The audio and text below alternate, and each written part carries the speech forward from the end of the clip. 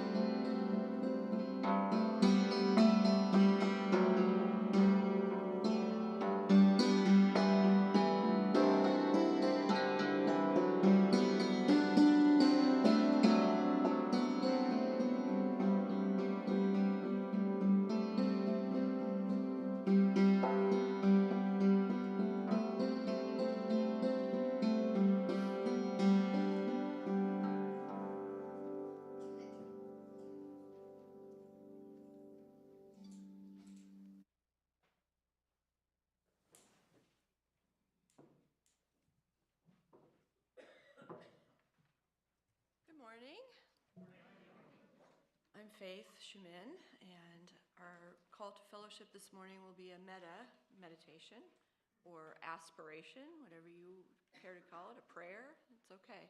If you would like to bring your hands together at your heart center, you're welcome to do that. You do not have to if you don't want to.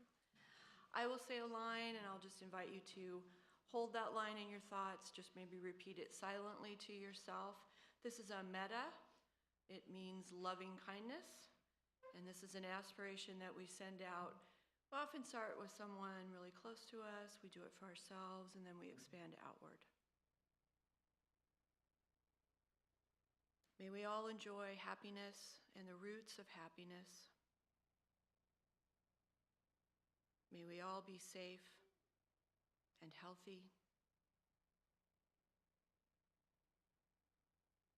May we all be skillful.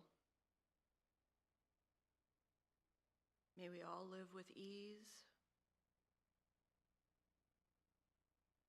May we all be free from suffering and the causes of suffering. Thank you.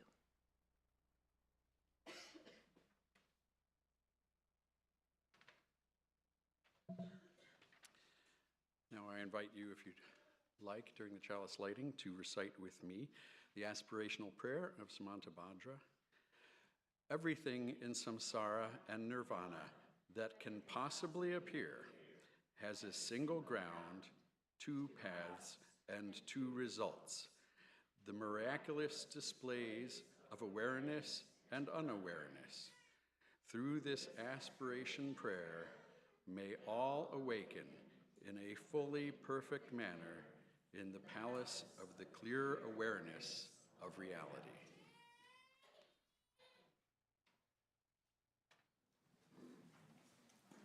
Now please rise in body or spirit and join me in singing Find a Stillness.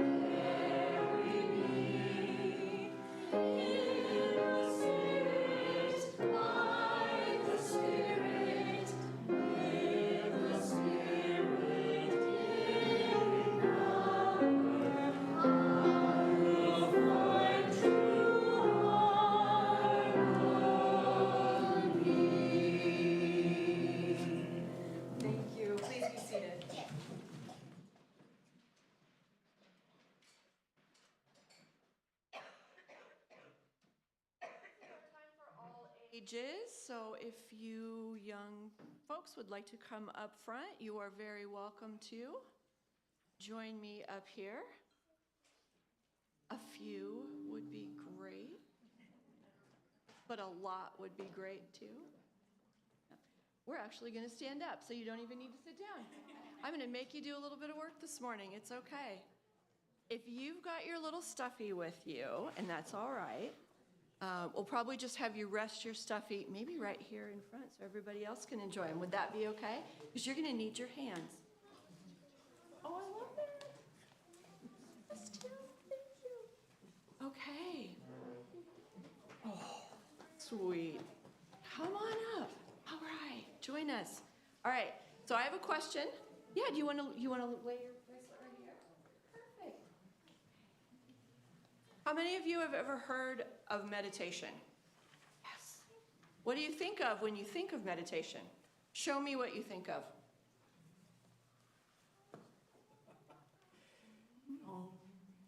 Right? Yeah, sitting, exactly.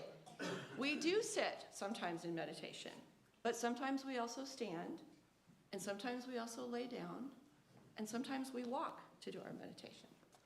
So we can bring movement into our meditation. You can lay down if you want to, but I'm going to want your arms to move this time. I want everybody to stand up this time if you can, all right? So I'm going to lead a little meditation. It's a movement meditation. It's a mindfulness meditation.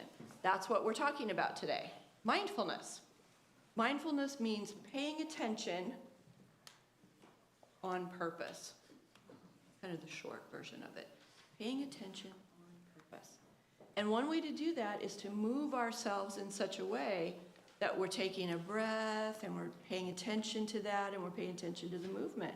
You are going to be fabulous at this, I can tell. Okay. The audience, folks, you can follow along too. You don't need the same reach that we're going to do. You can do your lap with your hands. On an in-breath, as I guide them, you could just float your hands up, and on your out-breath, float your hands down. Okay?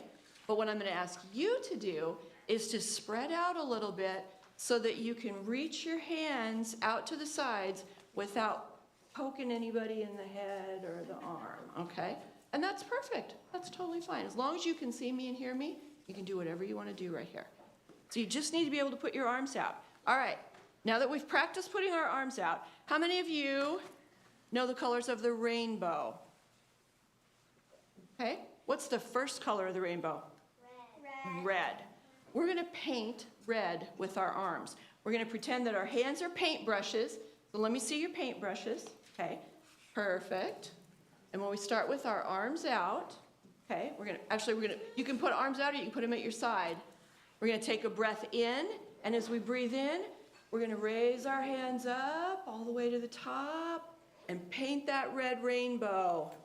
And then paint that rainbow all the way down with your fingertips that are paintbrushes, right? What's the second color in the rainbow? Orange. Orange. We're going to do it again. Breathe in.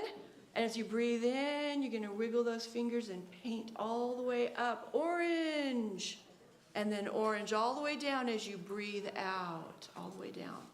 What's the third color of the rainbow? Yellow. Yellow. Taking a breath in, yellow all the way up. And then yellow with the paintbrush fingertips all the way down. What's the next color in the rainbow? Green. Green, perfect.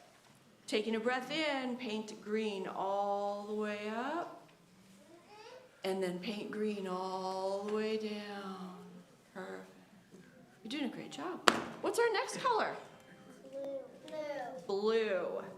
All right. Breath in, blue all the way up. And blue all the way down.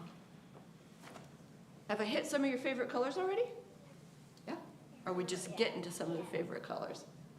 All of my favorite colors. All of them. I love them too. All of the favorite colors, but except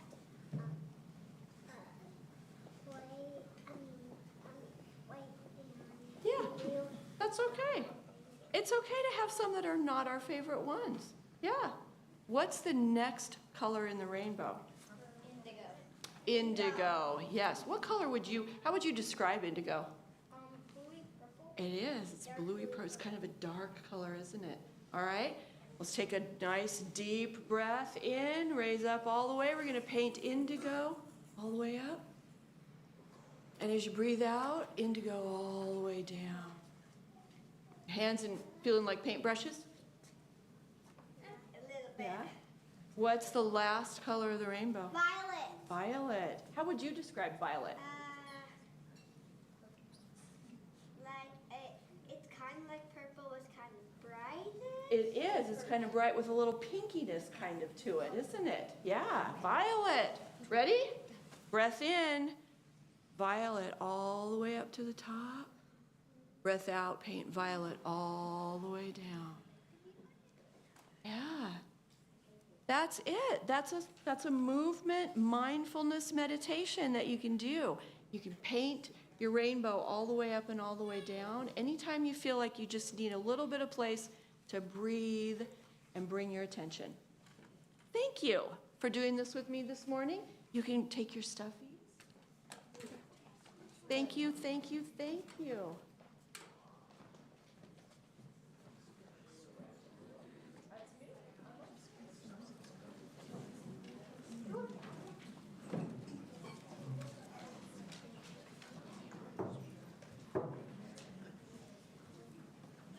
That one is really good for just sitting and doing meditation too as adults.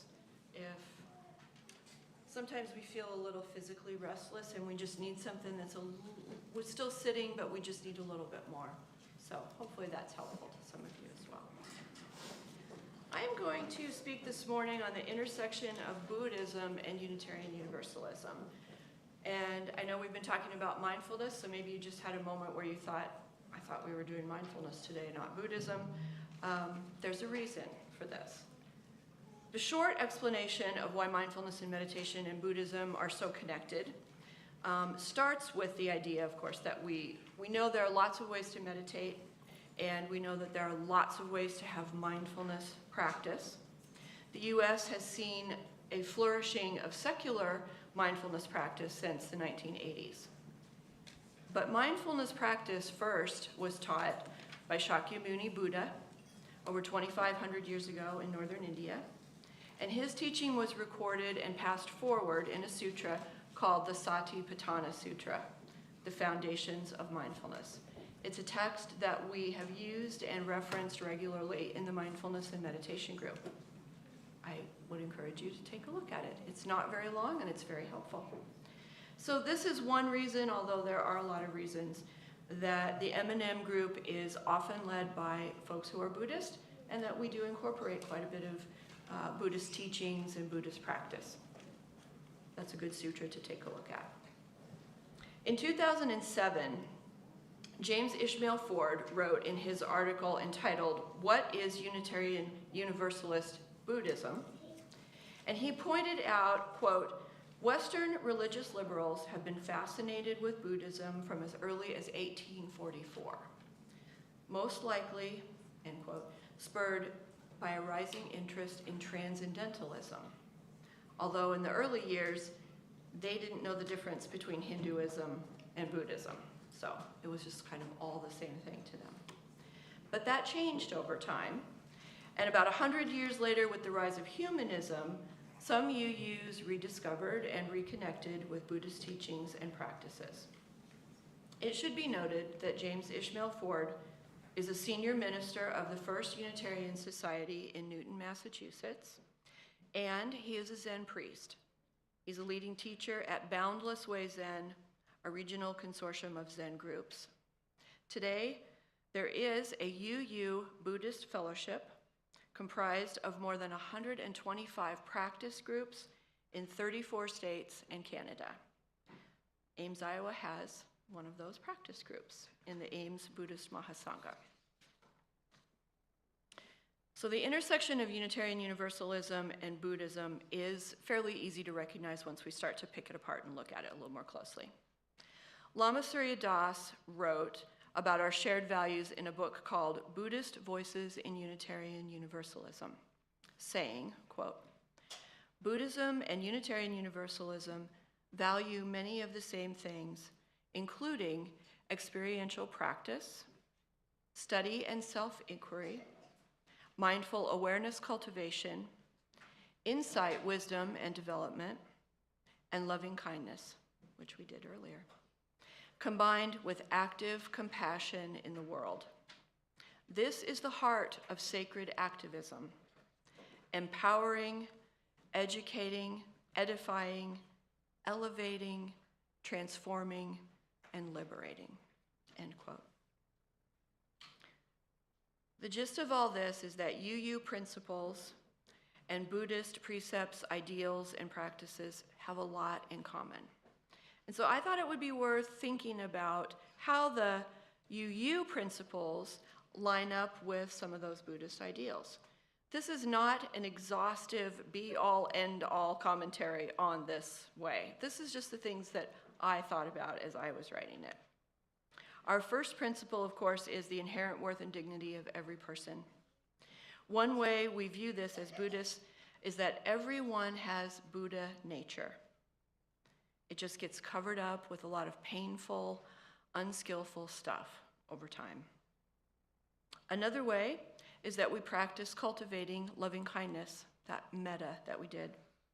This is the sincere wish that everyone enjoys happiness, feels safe, is skillful, lives with ease, and can be free from suffering.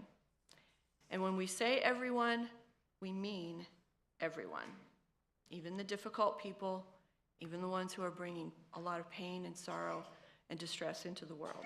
Everyone deserves to feel those things. The second practice, or the second principle rather, is justice, equity, and compassion in human relations. I think that one way we do this is by taking 5 precepts. These are personal vows that we make in a public ceremony to refrain from killing, stealing, lying, using intoxicants, and misusing sexuality. Many of us have taken additional vows to be of benefit to others, to live compassionately for the sake of all beings, and to end suffering for all beings. The third principle is acceptance of one another and encouragement to spiritual growth in our congregations. This is the basis of Sangha. In Buddhism, Sangha is a community of support, of study, and shared practice. The fourth principle is a free and responsible truth for search for truth and meaning. The Buddha advocated for free and critical inquiry. He laid this out in the Kalama Sutra, urging people not to blindly accept tradition, rumor, or scripture, but to test his teachings through their personal experience and their own wisdom. The fifth principle is the right of conscience and the use of democratic process within our congregations and in society at large. This relates, I think, to our Sangha in terms of its leadership. Especially in our Sangha, we have a board of directors. We try to practice good fiscal management, transparency in our decision-making, and clearly stated procedures for addressing grievances. The sixth principle is the goal of world community with peace, liberty, and justice for all. When we transform ourselves, we transform the world. Some of those transformations that happen come through developing inner peace and maintaining the mind, practicing nonviolence, cultivating compassion and loving kindness, developing mindfulness, letting go of anger or impatience, which is mine. I think they go together. Living ethically through skillful speech and action and right livelihood. The seventh principle is respect for the interdependent web of all existence, of which we are a part. As Buddhists, we recognize that all living things are connected. They are not separate. Everything arises from causes and conditions. All matter, objects, and states are impermanent. All thoughts, speech, and actions have consequences. Bringing mindfulness and meditation practices into our lives, regardless of what our ideologies, spiritual paths, or not having a spiritual path is beneficial. It matters to making ourselves, our neighbors, the world a better place. So I will end by saying how grateful I am to Joel Geske, whom some of you know, who introduced us to mindfulness and meditation in a service very much like this, in this very same room, 20-ish years ago. And I'm very grateful to the UU Fellowship for this wonderful space, for the resources that we can share, where we can practice and study together, and where we can continue to grow and share mindfulness and meditation. Thank you.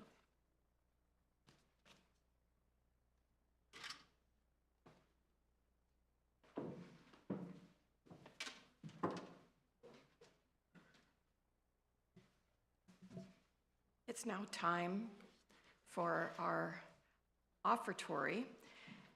This morning, half of the non-pledge offering will be donated to the United Theological Seminary's UU Scholarship Fund. And as Kelly has been telling us every Sunday this month, that the UUFA has had 3 ministers graduate from this program: Reverend Kelly, AJ, and Brian. This is a Twin Cities-based school, and it's committed to providing a theologically relevant educational experience so students can be advocates of change and help create beloved communities, fostering ministers of many traditions, not just Unitarian Universalism. The other half of our offering today will support programs here in our fellowship that make this a place of community and spiritual growth and love and justice. So we'll pass the baskets here in Fellowship Hall, but you can also go to, it's on the screen, uuames.org/give to make your contribution today. And if you're visiting today, please know that your presence here is gift enough. And now Doug is going to honor us with some music. Well, we'll see whether you feel honored later. Some of you know this song. But we're here in a search for the truth, right? So here is a song about the truth.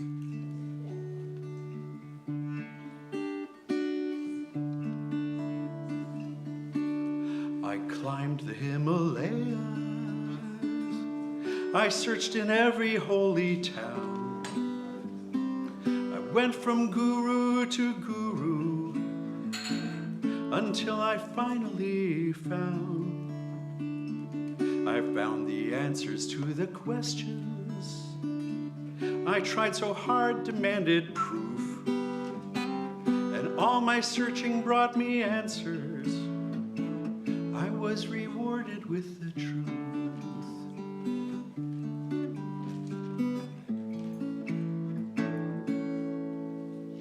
Yoga hurts and meditation is boring. Yoga hurts and meditation is boring. Yoga hurts and meditation is boring. Meditation is boring and yoga hurts.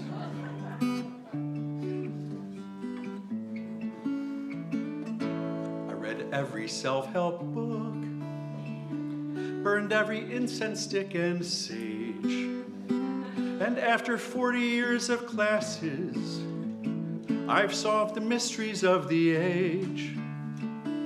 I found the answers to the questions that I searched for since my youth. And after buying all that wisdom, I was rewarded with the truth. You ready to sing with me? Yoga hurts and meditation is boring. Yoga hurts, meditation is boring. Yoga hurts and meditation is boring. Meditation is boring and yoga hurts.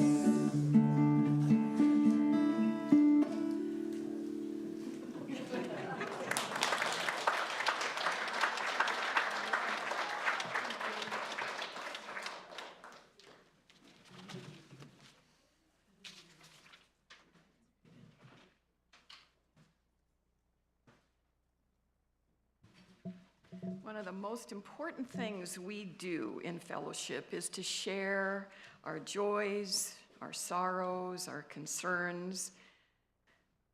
We name the beauty and the brokenness of the world and know that we hold it together. One of the joys this week was the gift of these beautiful flowers by the daughters of Mary Richards in honor of her 90th birthday yesterday.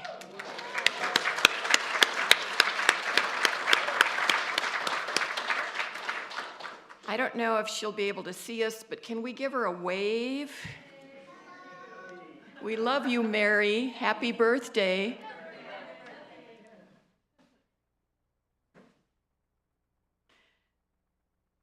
So as we enter into a moment of shared quiet, let's lift into this space the names of individuals or groups that we are holding close this morning.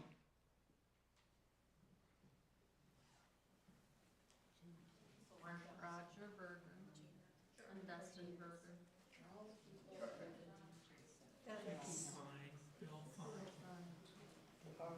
Cindy?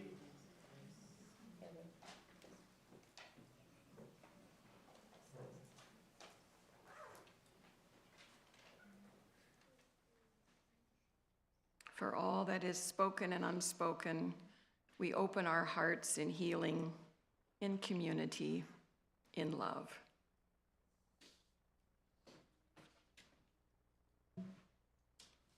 Let's sing together.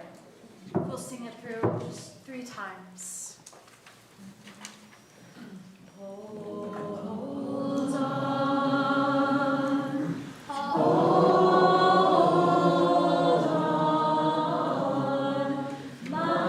my dear one. Here comes the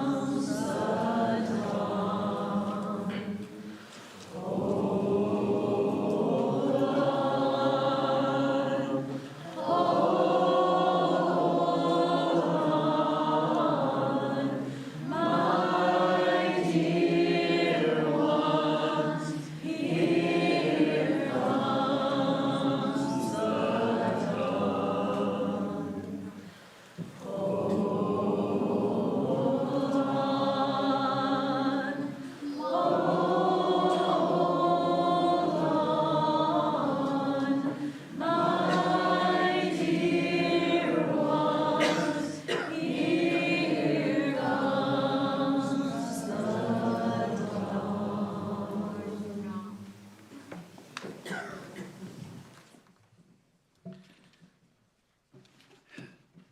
So I'm Douglas Myongil Gentile, and I'm going to tell you a little bit about the history of the Mindfulness and Meditation group, which we just usually shorten to M&M, which, as you heard, started initially the way lots of Unitarian things start, as an interest group. Not quite as perfectly Unitarian as if it had started with a committee, but close. And it was started by Joel Geske and Reverend Brian Esslinger at the time. And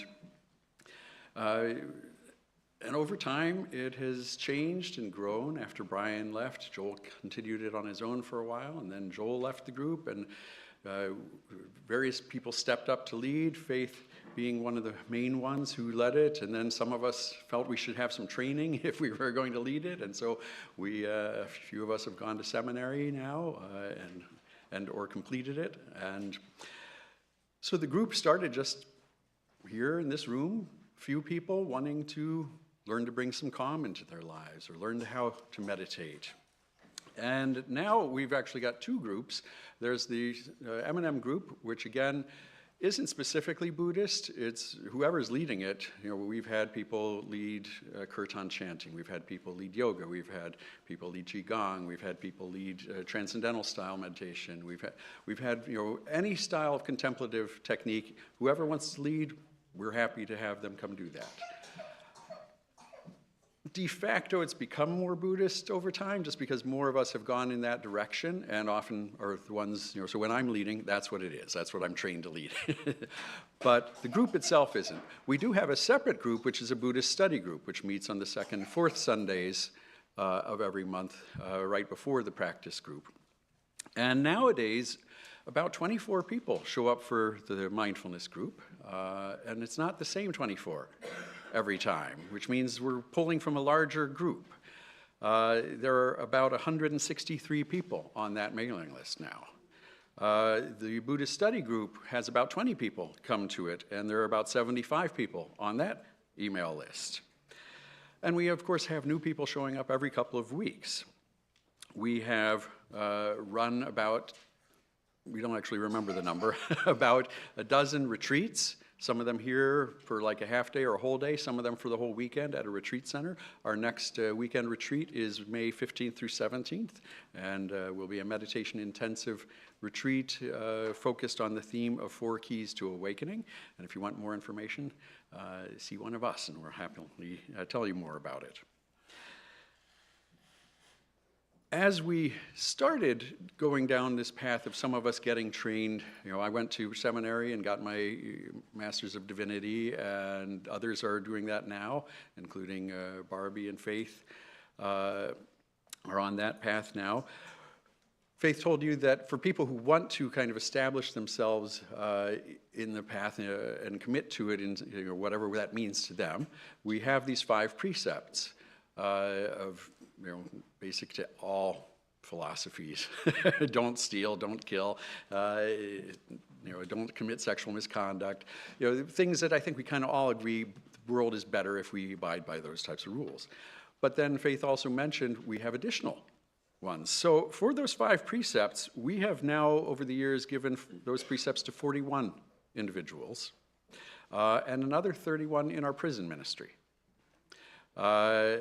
24 of them, well, actually, 41 have received precepts at all, and then the different levels, we have 24 at the 5, the basic level, and 20 in prisons. For 8 precepts, which is kind of like becoming a deacon, where you are going to start taking some responsibility for the community, not just as a personal practice, but now that practice extends to helping others. We've had 13 people take that level precepts and 14 in prisons.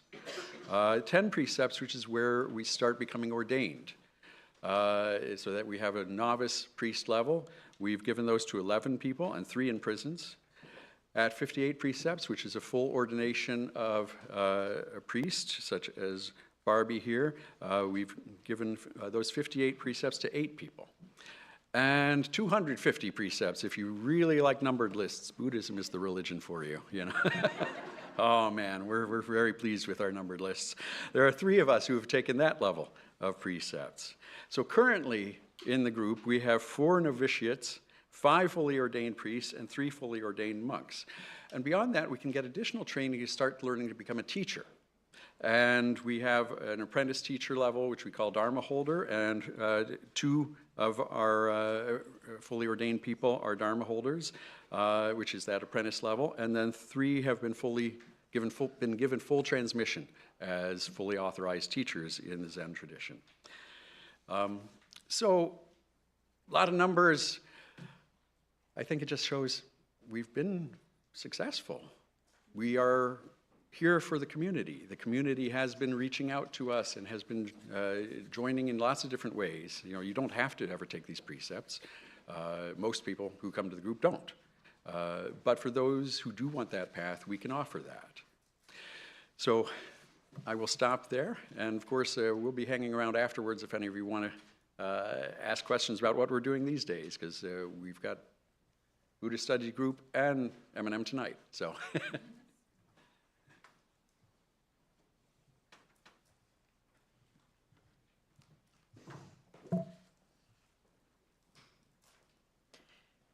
Well, I'm Barbie Hyunwee Sattva.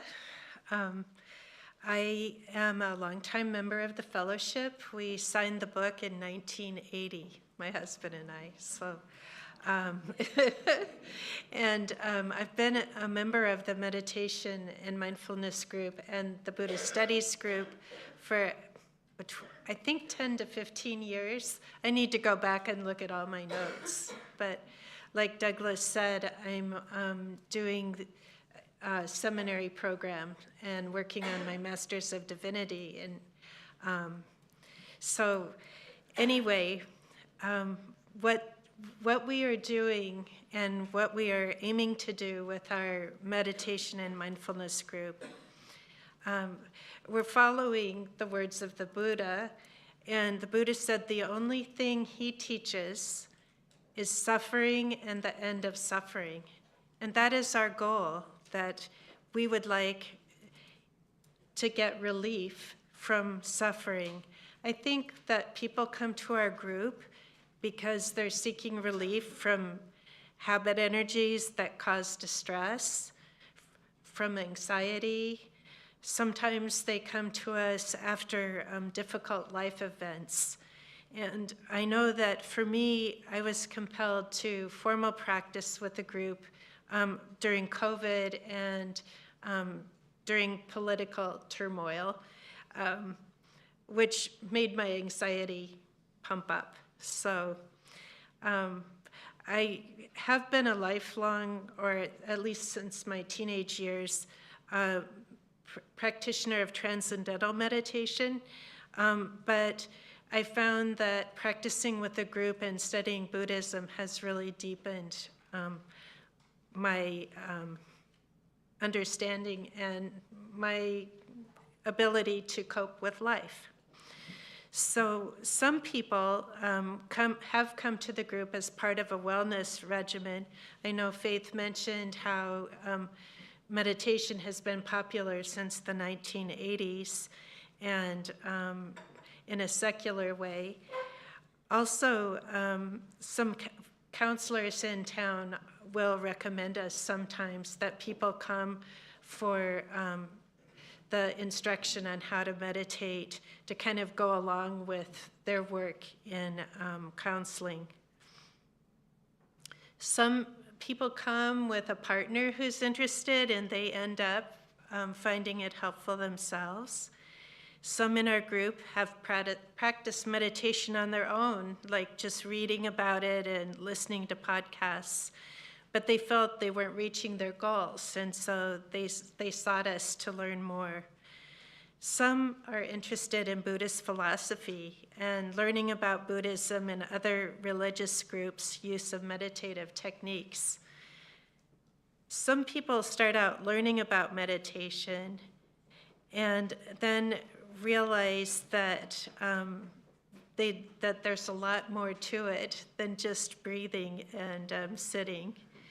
And meditating in a group really expands that experience. It becomes more powerful. Some find that coming to the group or coming to retreats is a door into deepening their practice. And we have at least one person who discovered our group from attending an out-of-state retreat that Doug was leading. So for the future, we are seeing, like Doug said, we're seeing quite a bit of growth in our group, and I think it's because of our mentorship and leadership, and that we do follow the underlying Buddhist philosophy and ethical path. And of course, all are welcome and are encouraged to participate to the extent that they choose. We don't require you to take precepts or become a Buddhist monk. So, also, because there are so many teachers in our group, if you want to meet with a teacher, we will work with those who are interested into a deeper dive in a personal relationship with a teacher. On our Ames Mahasangha website, we will keep updated articles, information about our retreats, information about our backgrounds. So, and we find that people are finding our group through that website as well.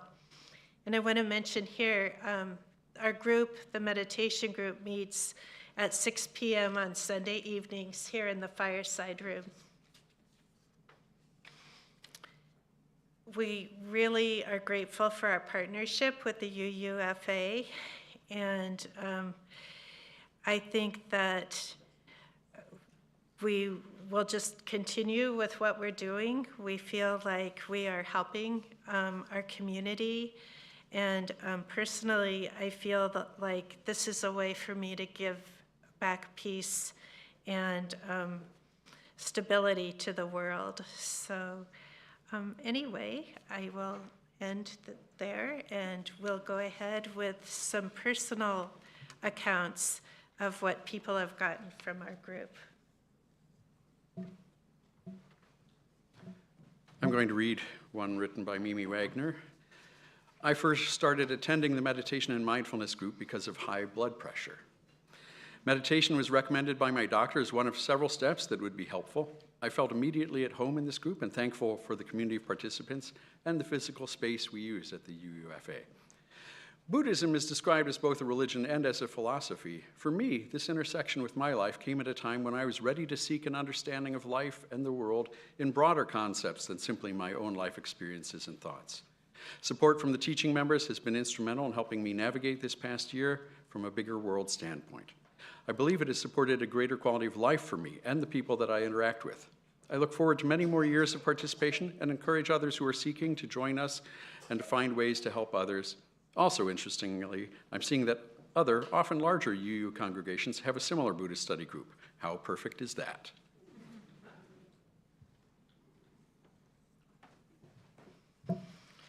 And I have a note from Phil Vater.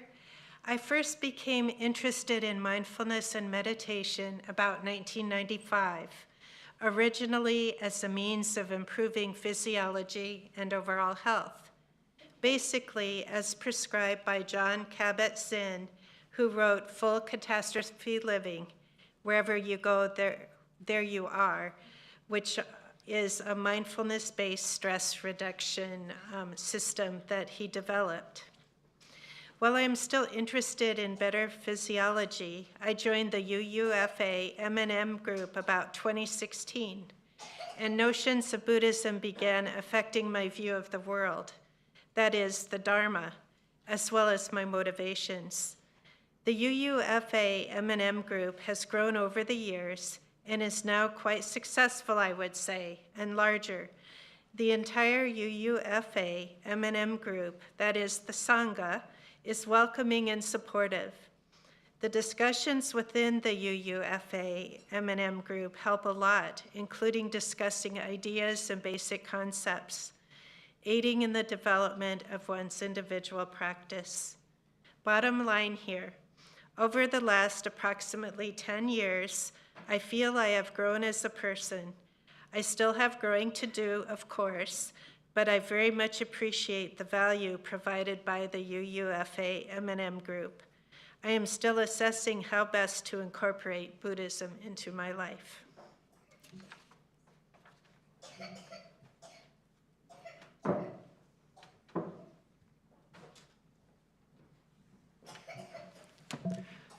Hello, I'm Dennis Wolleen, and the Mindfulness and Meditation group has helped me spiritually, and I'll briefly tell you how that happened. I think of my childhood as pleasant, and in my adult life, I also had times filled with happiness, but sometimes I felt weighed down by a heavy burden, the burden of an accumulation of negativity, which Eckhart Tolle calls the clutter of thought and the turmoil of emotion. For me, this clutter and turmoil consisted of regret, anger, envy, sadness, anxiety, and so on. When my life veered off the successful path that I had expected, I finally realized how I viewed my life had become conditioned by all my past thoughts, emotions, habits, and mistakes. After years of wandering, I found this fellowship and began to attend the Mindful and Meditation group. There, I learned how to drop my heavy burden of past and perceive the present moment with calm, alert attention. I began to see the here and now more clearly. I could still recall my past and learn from it, but I no longer felt imprisoned in my past.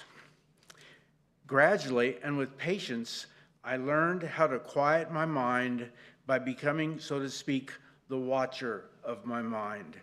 It's like being outside watching the clouds. With mindfulness, I began to think of thoughts and emotions being like clouds. Thoughts and emotions come into my mind, they stay for a while, and then I can let them go.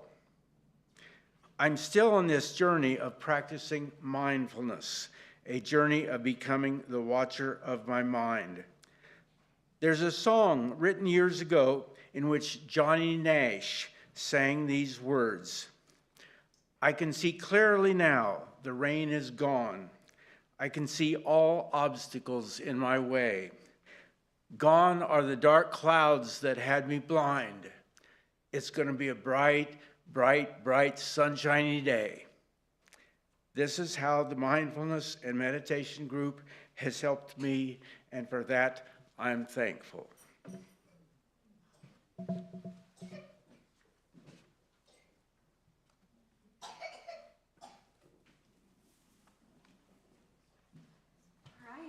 Let's sing again. Please rise in body or spirit. Join me in singing Voice Still and Small.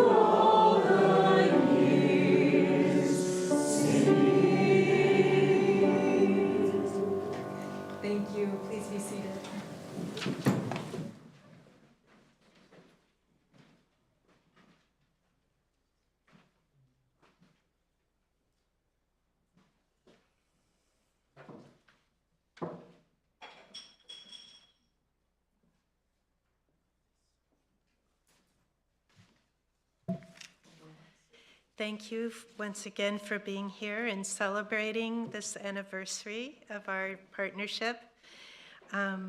We want to express gratitude to Reggie Greenlaw for the music on the hammered dulcimer.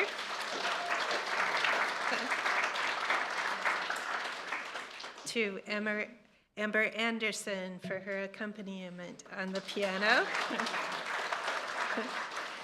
To Madison Mayfield for her beautiful leadership and voice.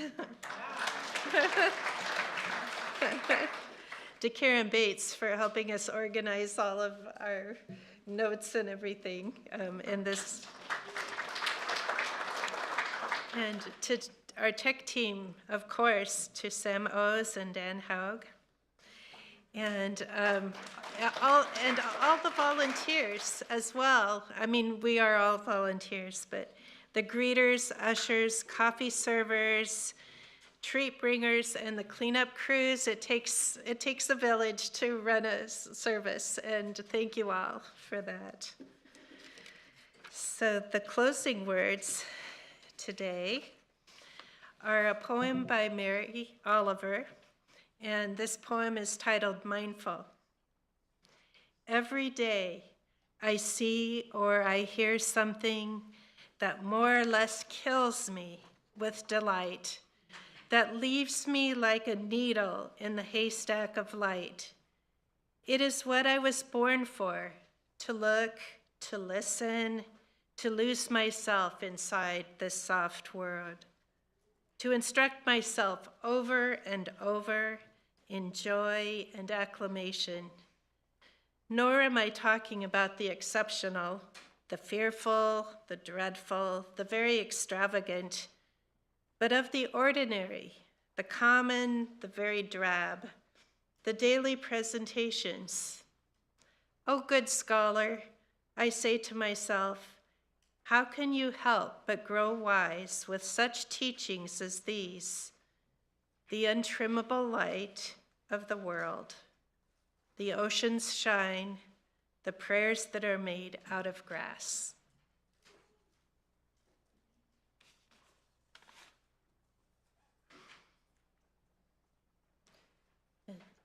And if you would like to remain and listen to the closing song, White Bird by It's a Beautiful Day, played by Reggie.